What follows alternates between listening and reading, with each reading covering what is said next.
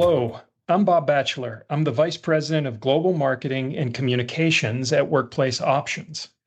Today, I'm joined by our great team of marketing interns, Bella Amico, Caitlin Ivory, and Emily Ledger.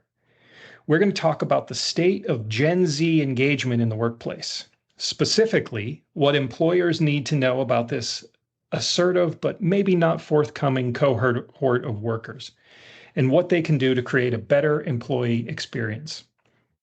In recent times, research has uncovered a rampant disengagement problem across organizations worldwide. As it stands, only about a third of the global workforce is said to be actively engaged, and certain segments noticeably more disengaged than others. One of those segments is the Gen Z cohort. They report higher rates of burnout than in any other generation and leading the charge in quiet quitting. And they have earned the title as perhaps the most disgruntled employees in the workplace today.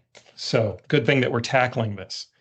But rather than resorting to name calling or dismissing Gen Z's restlessness as a phase or product of their age, employers would be wise to use their concerns as a fuel for growth.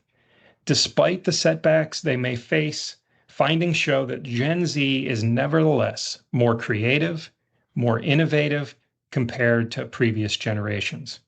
When in the right environment, they may even work harder than their peers, prioritizing what they work toward over who they work for. Gen Z may come across as disloyal to employers who don't share their values, but when working for an organization that aligns with their moral code and their ethics, employers will often be rewarded by greater retention and recruitment, not to mention higher productivity, stronger brand image, and an increased bottom line. All that to say, when it comes to resolving Gen Z's engagement gap, the most effective first step employers can take is to give Gen Z staff the space to be heard and heeded. So let's talk to a group of Gen Z interns. They have joined WPO for the summer. They've done amazing work. They've infused our team with talent and creativity and new ideas. And as the dad of two Gen Zers, both in college, I'm really digging this opportunity to have a conversation today with you all. So I'm going to ask pretty general questions. You can jump in if you want. If you have additional points, we'll take turns, but you don't feel you have to jump in. We'll see where this discussion takes us. So for the first question, Gen Z, clearly unique but unfortunate situation at the start of the pandemic. Whether Gen Zers were in high school or college or moving from college to the workforce, wherever they were, your generation was already in a transitional period when the world had to transition to more online, whether it's school, whether it's at home. Coming out of that experience, it seems that many Gen Zers, they feel a lack of connection. One report reveals that nearly 3/4 of Gen Z admits to feeling lonely and are now seeking that revitalized sense of well-being and belonging at work. Can you talk to me a bit about what your experience has been like, both as remote students and now as remote interns? How have our new ways of working impacted that transition that you've been making into the working world, and maybe how you feel about your sense of belonging? I feel as though ever since COVID hit, I feel like we just had to abruptly become more remote. But at the same time, we as Gen Z grew up with technology, so we became more familiar with social media and remote learning more quickly. From already having this sense of isolation due to being the first generation with advanced technology, it forced us to lose a sense of socialization from the beginning and we became familiar with it fast. which has its positives and its negatives. I do think that we lose the sense of belonging because we aren't in this room full of people when working, but having some sort of communication through like Teams meetings, chats, and emails makes us feel more connected and engaged. Also, by having apps like Viva Engage, where we can learn more and connect about what is happening around the office, helps as well. That is personally where I feel more connected. Employers can help by making sure to stay in contact by reaching out to the employees who are remote and by giving them these resources to stay in the loop with the company in group chats or different apps, as I said before, that people can post and show what everyone is up to online, just like that typical social media platform that Gen Z is used to. Oh, that's great, Bella. And certainly I appreciate you adding in. We definitely want to look at how employers can cater to that sense of belonging, what employers can do to help our Gen Z colleagues feel more engaged. So thanks a lot for that answer. Um, so yeah, for me, I was a freshman in college when the pandemic hit, and it was definitely really jarring going from seeing like hundreds of people every day in my classes and around campus to just being by myself with my laptop. And I definitely thought it was hard to feel connected to anybody at that time. And I think one big part of that is that we were all getting used to that remote working. Like Zoom had just came out that year, I believe. So everybody was still getting used to this technology. But I do think that schools and jobs have found ways to adjust the online format so that we feel more connected. One of those ways, I think, is by utilizing the communication channels like Teams and chats to help us feel like we are getting to know our coworkers and bosses more personally. So it does feel like I am like aware of who I'm talking to behind the screen. And I also think it's really important to create an inclusive culture where everybody feels celebrated and equally valued, because when they do, I think people are more likely to reach out and connect to one another, even if it is online. I think it can get rid of some of that hesitancy. Thank you, Caitlin. That's a great point, and I really appreciate you adding that. For me, I COVID first hit when I was a senior in high school.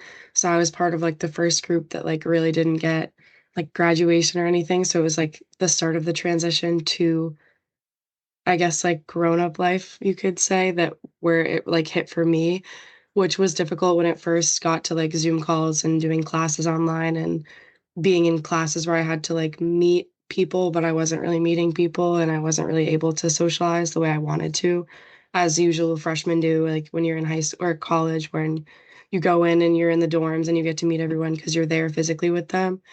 But I would say my transition to working remote here was very different. And the first day, like everyone welcoming me into the chat, and it's minuscule, but it was something like I'm being acknowledged as a person, even though we're like all behind screens, and I'm being welcomed to this company that has so many employees, but like I'm personally getting recognized and I guess celebrated to be invited to the company, which I think was special. And like Bella and Caitlin both said, like the Teams chats and everything and the Viva Engage really help keep us like centered, I guess, around one community, which is nice.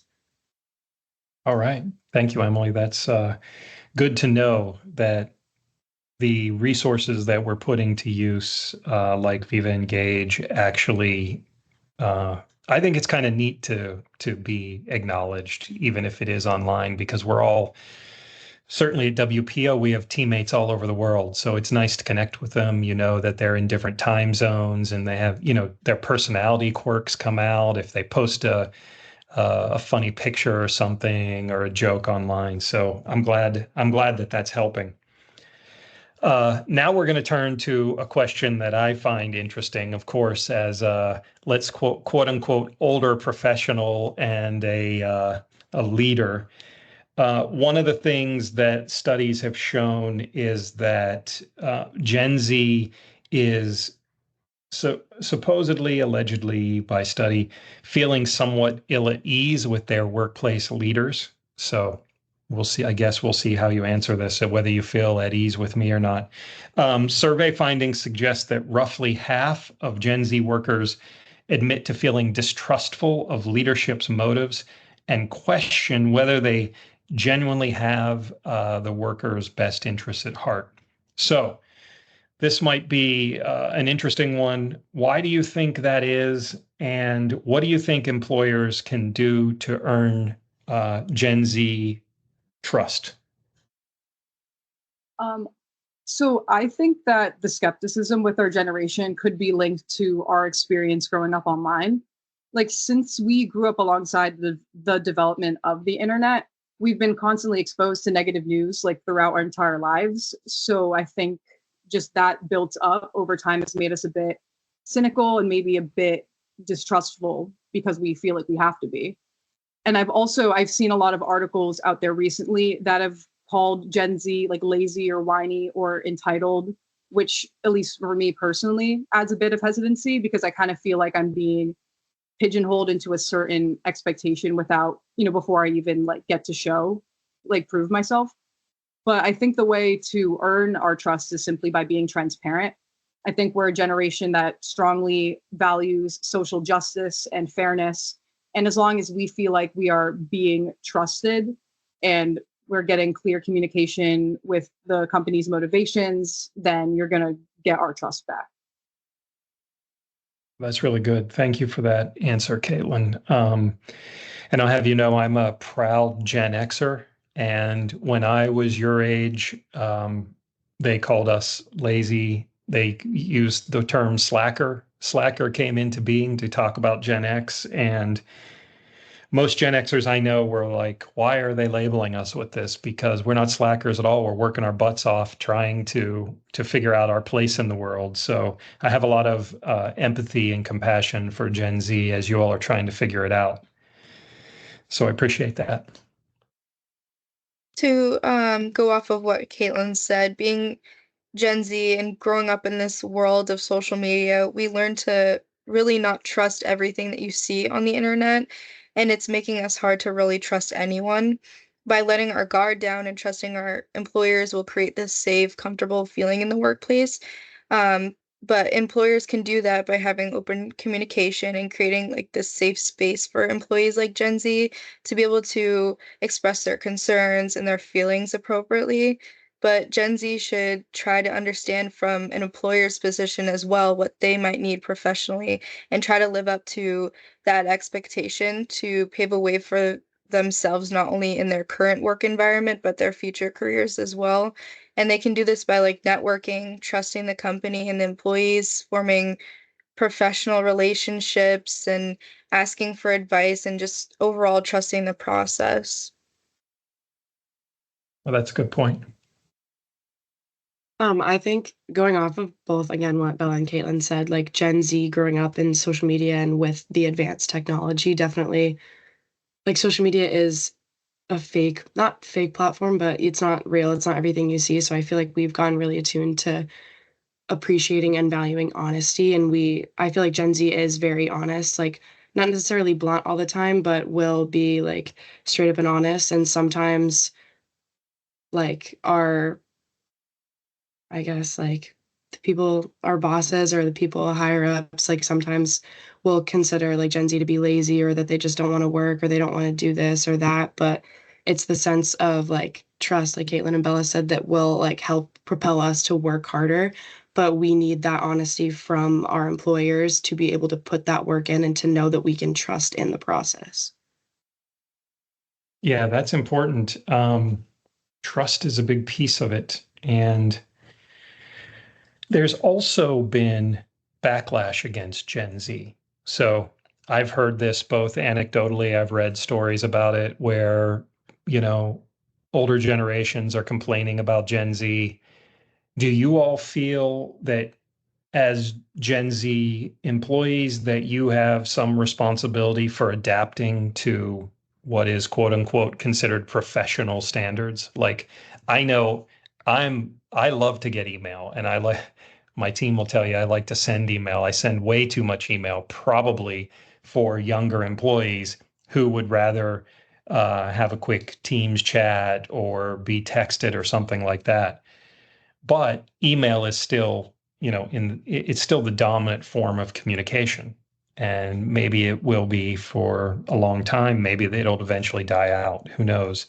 But do you all feel some responsibility that you you can't just come in and say, we're Gen X, or Gen Z, we're taking over, adapt to us now, or we're going to be disgruntled. Do you feel like there's some give and take there?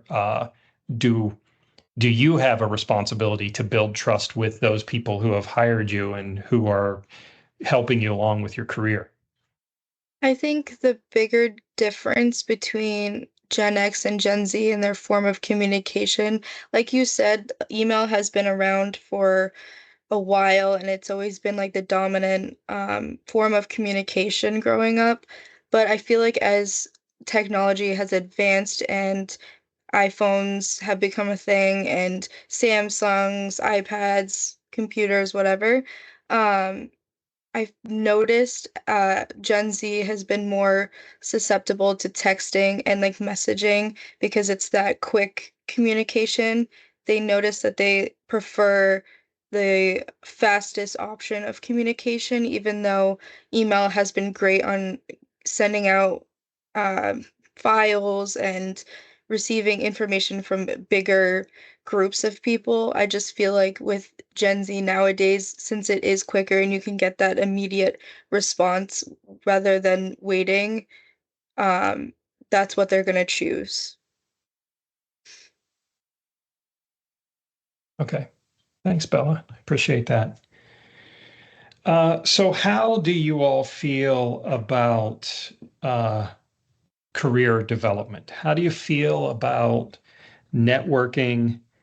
What are your expectations of professional development?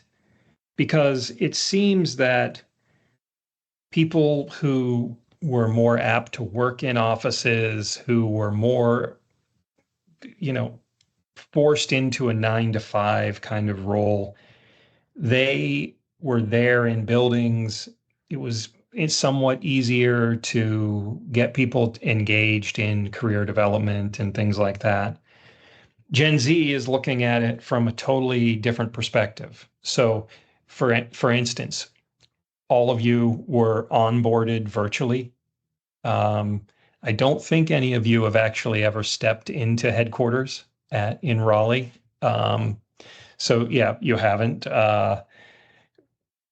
And so it's a totally different vibe, I would say, than what past generations have felt. So if you fast forward a year ahead, 3 years ahead, 5 years ahead for you, what what does what does the what does a great workplace look like to you? And what role is career navigation, professional development? Where do you see that coming into play? I think that ever since COVID, like careers in general or life in general was like completely altered because it was something that this generation's never seen, especially with the impact that social media had and technology, everyone in lockdown. That was really like one of the main things that people went to. But I feel like careers in general are like changed ultimately. Like right now, like this is a fully remote job, but there's a millions of others that like had to go remote that were like fully in person. So you're losing the social interaction aspect, which you do have applications like Teams and Viva Engage and all the things we were talking about that could potentially like ameliorate that situation. But regardless, I think you have to recognize that the workplace is ultimately changed forever now, just due to like the social changes, environmental changes, but also COVID, like the impact that everything has on us and it's continuously changing. But so I don't know where it's gonna have me in like 5, 10 years just because everything is always changing, but I would hope that there's just like continuous communication between our generation and whatever generations that we are working alongside, whether that be like Gen X or younger generations when we grew up. I would just hope that there's like open lines of communication and you have the same goal where you want to like grow and learn and expand yourself and be the best version of yourself. But I don't necessarily know where that will lead. But I think having that trust and communication is the first part of it to be able to figure out where you both want to end up and the goals for the company in general. All right. Thank you, Emily. That was a very good answer and very insightful. I appreciate it.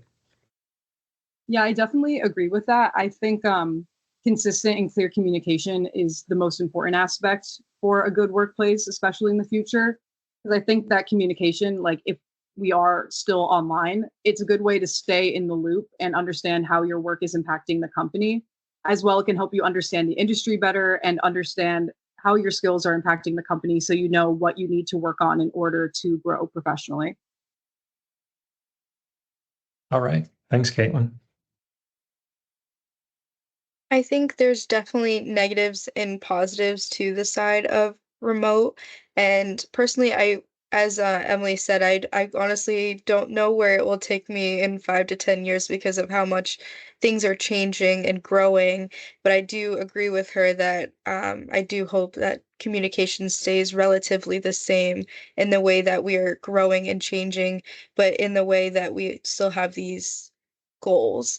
And I do like the fact that with remote, we can find jobs globally and work from wherever we are, but yet come together online. That has been something I really enjoyed, especially with working with WPO. You're able to talk to people across the world as well.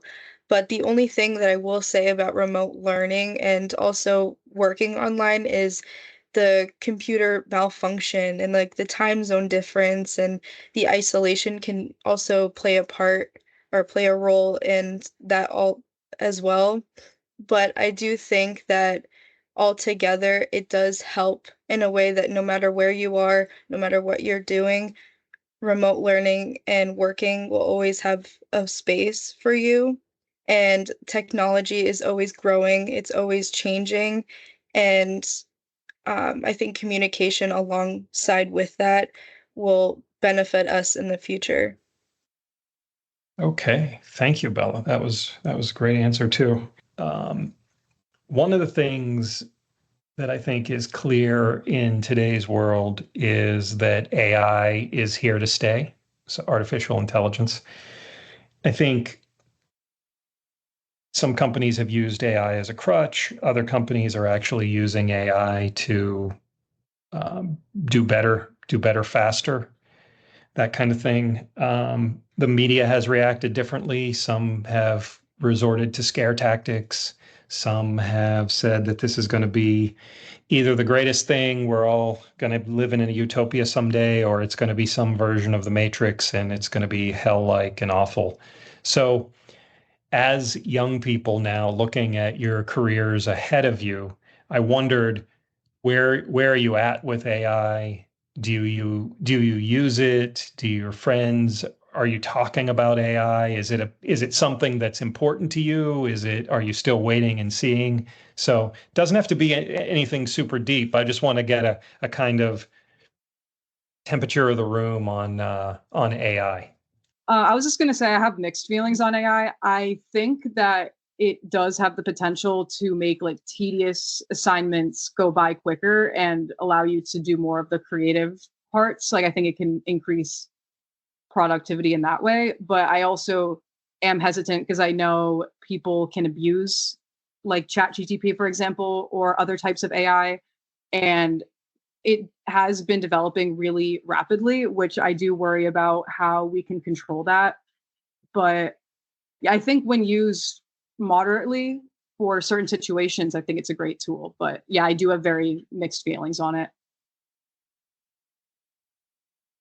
I was gonna say is I had like my first interactions with AI not last summer. Yeah, last summer I was working an internship in Paris and I was writing an article about artificial intelligence and about its use with Photoshop beta, which kind of irrelevant, but just the way that it can like create pictures and recreate pictures and it's like potentially taking down artists or taking away from like their abilities, their talents, the creations that they have just recreating something like that, and I wrote an article about it and just the way that it has the ability to take jobs away, but it also has the ability to give jobs. I know right now there's a lot of organizations and companies that are looking for people who know and understand AI.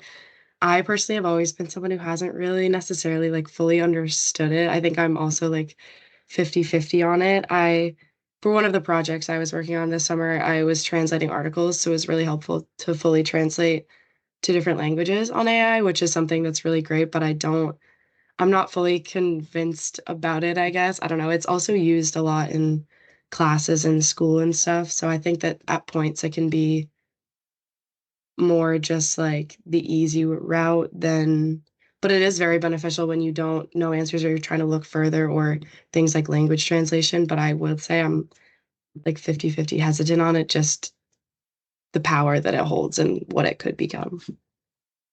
Okay, so Caitlin, you're 50-50 on it. Emily, you're 50-50 on it. So you two are probably in the negative category as the AI is listening to this and putting people into little batches. So no, just teasing there. I don't think that's actually happening. If you are listening AI to us, we're the jury is still out, but we use it when it can help us be more efficient. So there you go. Bella, would you like to add anything on AI? I have to join the 50-50 crowd. I don't really know how I feel about it, honestly. I'm definitely skeptical because now that I'm working a remote job and working things that I feel like also AI can do, it makes me a little nervous that at some point he's going to take my job. But I think it's also very helpful for my job too, because it can help me think of different ideas, just like quick ideas, not necessarily like I would use the ones that they would give me, but like get me started on something when I don't really know where to start. And going off of what Emily and Caitlin said, it's great for language translation. It's honestly just good starting point, but I would never use it for like anything other than that, at least for now, at least from what I've heard. But I do know that a lot of students find it helpful because they can um, use quick and easy tools on it. Like what Caitlin said, for tedious assignments, it helps make everything go by faster, which I feel like is a lot like Gen Z. We like to get things done in the fastest, most quickest, and efficient way possible, which I think AI has helped out with. But yeah, I'm honestly gonna have to stick 50-50 and stay skeptical of it until I know a little bit more. Yeah, it's interesting. So I won't chalk you three up to making like having an AI best friend that you can like call on at all times, day and night. So I guess yeah, a lot of people are skeptical, and I appreciate you sharing your thoughts on that. I wanted to get a pulse on what three smart young people were thinking. So that consistent with some of the things that I've read, definitely. Um, I certainly want to talk about your WPO experience and what you found that Workplace Options has done to keep you feeling engaged. What would you say to somebody who were thinking about interning with WPO in the future? Um, and have we fulfilled our obligation, do you feel, to you as an intern over the course of the summer? Well, if I were to recommend this internship to anyone, I personally would.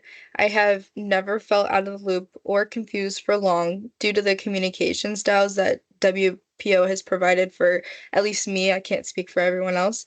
But we can engage through these group chats, team meetings, and different apps that we can join in on, like Viva Engage, like I said earlier, to stay in the loop with each other. Online. We are also trusted to work on our own time and at our own pace, but we're still required to meet these deadlines, allowing us to feel like we belong and we can do what we need to at our own pace and our own time.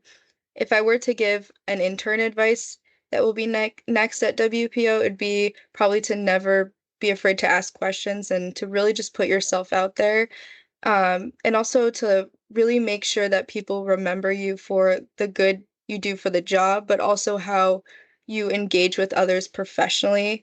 I found it more important to really stay in touch and have clear communication, and it really gets you the most out of your internship. At least I've realized with my personal experience.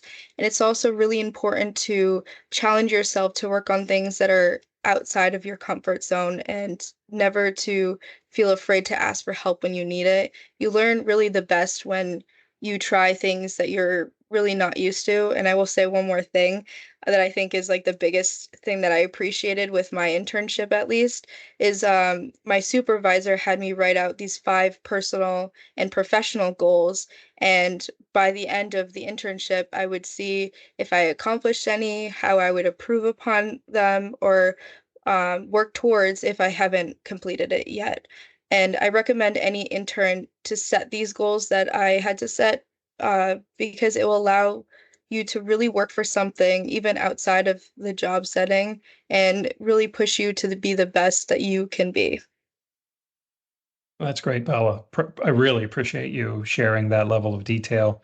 And I hope that before your internship ends, that you will email me or set up a meeting with me and we can talk through whether you achieved. I would love to know if current Bella is like a fan of past Bella's goals and aspirations. So that's very cool. Thank you. Yeah, I would definitely agree with Bella with everything that she said. Since joining WPO, I feel like I've received clear and consistent communication like from the jump. I have weekly meetings with bosses to talk about additional projects and to do weekly checkups to see what I'm doing. And I feel like I'm being guided throughout the entire experience. And if somebody wanted to work here, I couldn't recommend it more because one aspect that I really like is that I feel trusted to do an assignment at my own pace, my own way, as long as I hit a deadline by the right time. But it makes me feel like I am trusted and capable of my abilities, as well as I don't feel micromanaged. So I feel less stressed and anxious about all of the work that I'm doing. But it's also great to know that if I do need help or if I want to talk through something or receive some constructive criticism, I can reach out to anybody and they will happily help me.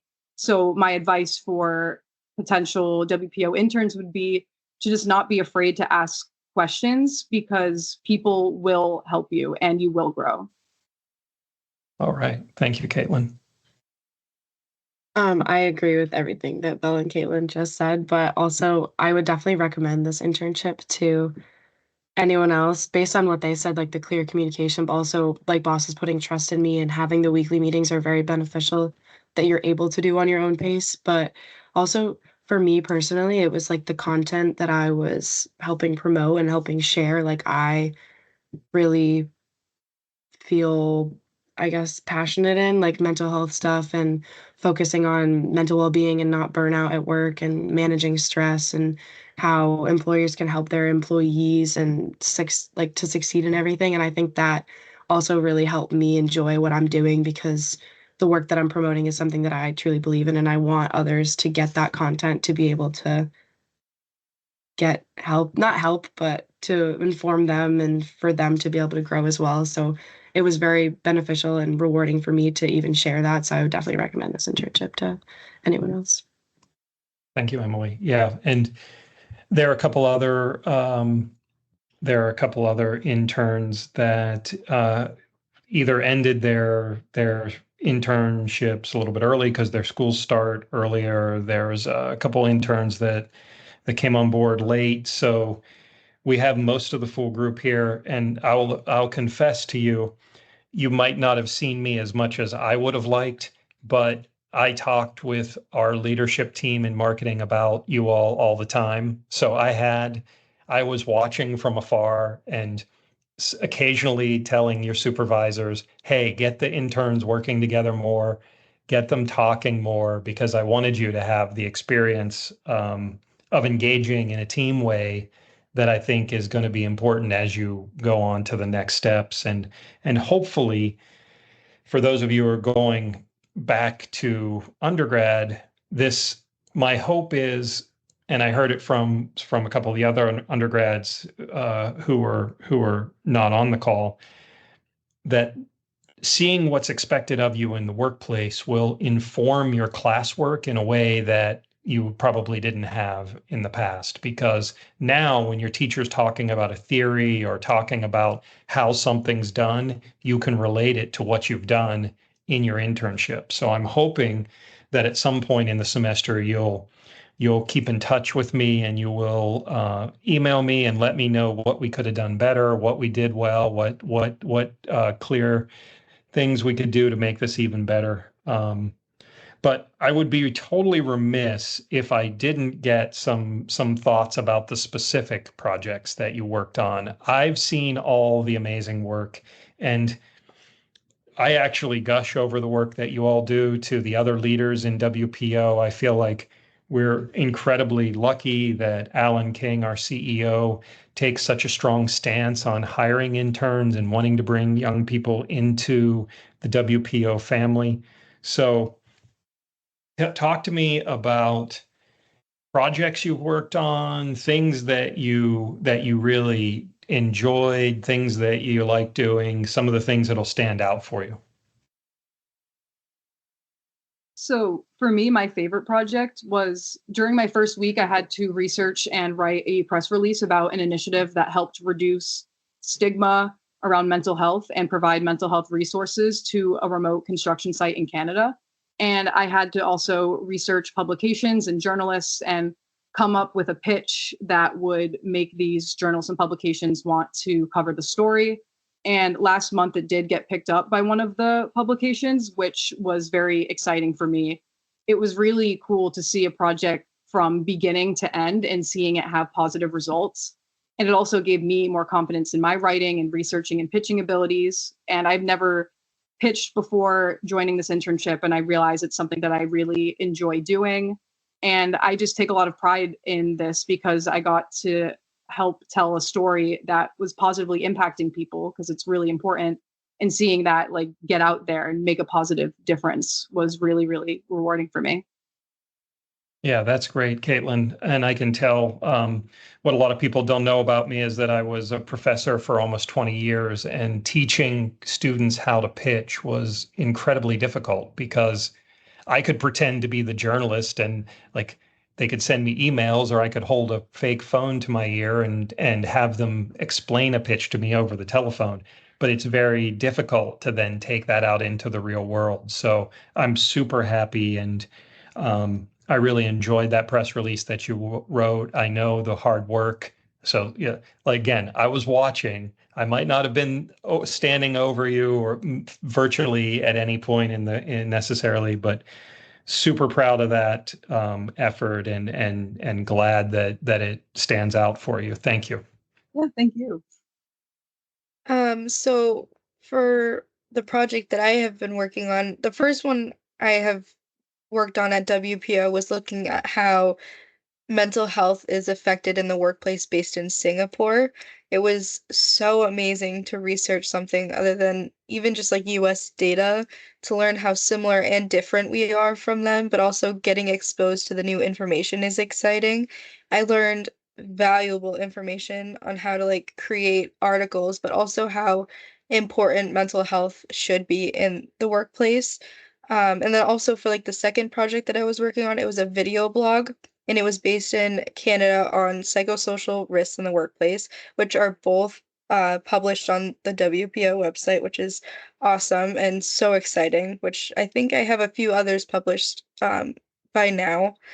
Also, I found this to be very beneficial to me because, I mean, personally, I've never created video blogs before, and I also haven't really created articles either, except for homework and assignments during class. And I learned like really valuable key information that I know I can use in my resume, but also I can take with me personally and professionally as I progress. And then during the internship, I was able to really take all of those articles that I started working on at the beginning and learn from them and build upon them as I went on this experience. And overall, it was just very valuable to me because I was also working on something that I know is bigger than just me because it's on mental health around the world. And I learned different resources and different ideals on how different cultures perceive it. That's great, Bella. I love hearing that. I would have I would have given almost anything to have the opportunity to publish articles when I was your age. I was back then a struggling student trying to get published wherever I could, and usually not doing too well because there weren't as many outlets back then. So I'm so happy that you were able to both learn about something interesting and then see the fruits of your hard work in terms of publications. So that's fantastic. Love hearing that story. Through mine, I've just been working mostly on social media and the social accounts, promoting the pieces and articles and podcasts, whatever comes my way. But like I said before, I'm very passionate in the sphere of like mental health and working and avoiding burnout, but also just like being the best version of yourself and producing the best work that you can through that. So I really enjoyed curating like the posts to reach WPO audiences and beyond that, and looking at SEO functions and trying to truly like curate posts, but also bring people in and like make them interested in what we have to say, but then bring them to the page, bring them to the company, and then see everything kind of fold out from there. That's super cool, Emily. And uh, Leticia is compiling a lot of statistics and analysis of things that have been going on because we've had such a good run. We're building awareness through our social media accounts. We've seen tremendous LinkedIn growth, and I think it's because we are giving the world good, respectable, curated content from a world leading organization. And so people are responding to that content. So I really appreciate, and you should take away some of those statistics and use those in your resume. Each one of you, which is super interesting and fantastic. This would have been my goal for you if somebody would have asked me, write down what your goals are for your interns when you began. And I know Sophia Lipker, who also interned, she was able to create a bunch of things in graphic design that she was able to put in her portfolio. And as a younger student in her first internship, her portfolio was essentially empty. So now she has some things. And so, Caitlin, you have this uh, press release you've written, you've done media relations work, you actually saw your press release get picked up. I mean, there are professionals with many years of experience who every day are hoping that their pieces get picked up. And here you're doing it as an intern. Bella, you're being able to publish and put those in your internship and show the world that you have writing talent and thinking skills that are world class. And Emily, you have done a wonderful job helping to curate the content and helping us grow the platform, which is so important. It's essentially helped us change the way WPO is presented in the world. And so you'll have all these statistics that can show that you have expertise in this area that so many companies are looking for. So I can't even tell you, and I hope that you can tell just by the tone of my voice how excited and happy I am and proud of each one of you that I am and the other interns. Um, this is my first class of interns that we've had since I'm somewhat new to WPO, but I can't imagine a group of interns excelling more than you all have. So I just want to say thank you.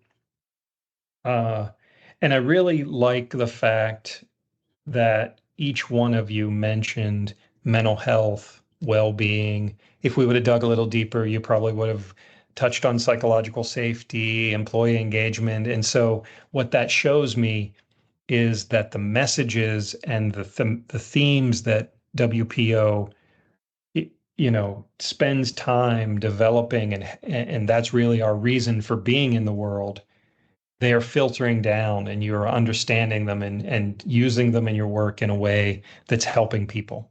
And so what I take away in terms of value of this job is that I actually use my communication skills so that my teammates can help people lead better lives. And that's truly a value. So let me again just say thank you to each of you. This has been wonderful. I've really enjoyed getting a chance to talk to you. And I know that a lot of other people who are either thinking about interns or leaders who are trying to think about creating internship programs are going to enjoy this as well. So, any final thoughts? Certainly feel free to share them. But my final thought is thank you for being such a great team this summer for us. I would Thank just like you. to, Oh, sorry. sorry. I would just like to say, thank you for, having this and hosting this and just being able to be so welcoming about everything. I think that's what Gen Z needs to hear a little bit more is more people like you saying stuff like this because we're always perceived as lazy and all these other things that we talked about earlier. And being able to come back and at the end of this internship, say that we've felt welcomed and that we felt like we did our job. So thank you, ultimately for everything. Yeah, I was just gonna say thank you as well, and thank you for believing in us enough to give us this opportunity. But yeah, everything that you just said, like Bella said, like it's good to hear. But definitely that's part of like the trust and communication aspect that between like Gen Z and Gen X. But I really appreciate the opportunity to learn from WPO, but everyone here in general. So thank you. Yeah, not to repeat what they both just said, but seriously, thank you so much. Really appreciate it. And it is nice to have our voices be heard on this topic. And yeah, I've really enjoyed this experience, this entire intern experience. Yeah, I think it's about trust. It's about developing relationships, and I am just really ecstatic. And so I know we're going to stay in touch, and we have a little bit more time to work together this summer, but we're going to stay in touch in the future. And however I can help you, certainly I'm going to. I know your supervisors will as well, and everybody across WPO. It's been fantastic. So thank you to the potential interns out there. Keep WPO in mind, and on a broader scale, start your LinkedIn profile if you don't have one. If you have one, beef it up with all your great intern skills and things you've done this summer, and network, network, network. So from all of us at WPO, thank you. We hope that you enjoyed this podcast, and we look forward to bringing you more employee engagement, psychological safety, well-being, mental health topics in the very near future. So thanks a lot.